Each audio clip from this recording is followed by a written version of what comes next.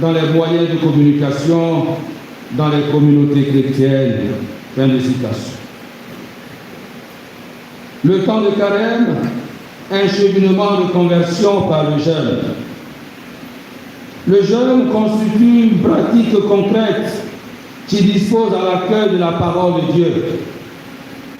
L'abstinence de nourriture est en effet un exercice ascétique très ancien et irremplaçable dans le chemin de conversion.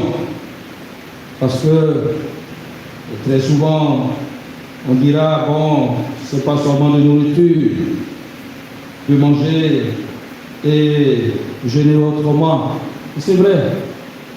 Mais cela ne nous fait pas oublier que, anciennement, le jeûne est accompagné, du moins est crédible, quand nous nous privons de trop manger.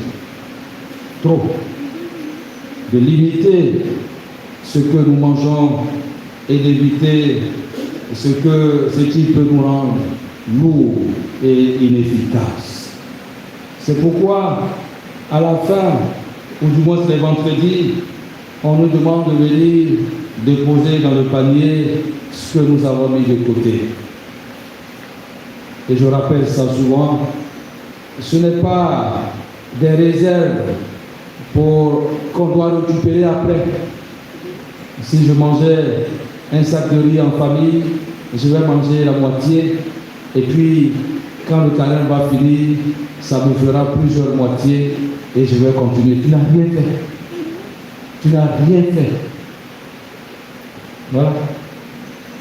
Si je mangeais 1000 francs, et que je décide de manger 500, les autres 500, je les dépose pour que ceux qui n'ont rien puissent en bénéficier. Mais de façon libre, pas contrainte, il n'y a pas de contrainte, il n'y a pas d'obligation. Et ça, il faut le comprendre. L'Église ne vous oblige en rien. C'est le cœur libre et joyeux. On décide de nous engager. Je continue. Précisément parce qu'il implique le corps, il rend plus évident ce dont nous avons faim et ce que nous considérons comme essentiel à notre subsistance. Il sert donc à discerner et à ordonner les appétits, à maintenir vigilant la faim et la soif de justice, en les soustrayant à la résignation, en les éduquant pour qu'ils deviennent prière et responsabilité envers le prochain, nous dit le pape. Le jeûne, accompagné de prières suppliantes, sert à traduire l'humilité devant Dieu. Jeûner équivaut à humilier son âme. On se tourne vers le Seigneur dans une attitude de dépendance et d'abandon total. Voilà pourquoi le Seigneur parle de parfum. Et je dis pour faire sourire un peu, et c'est important.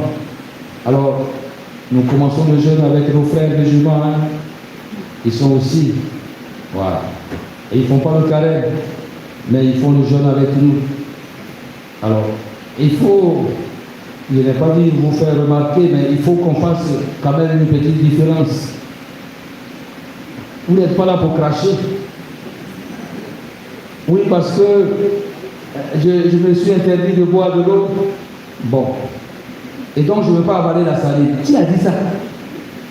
Donc, je dois... Mais pourquoi?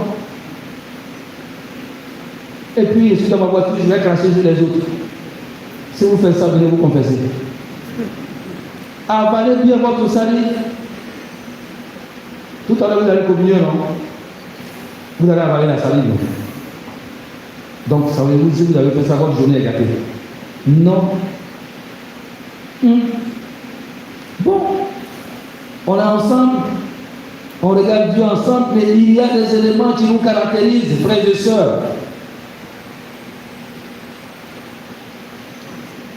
Et c'est important. Notre jeûne, il est caractérisé par l'humilité.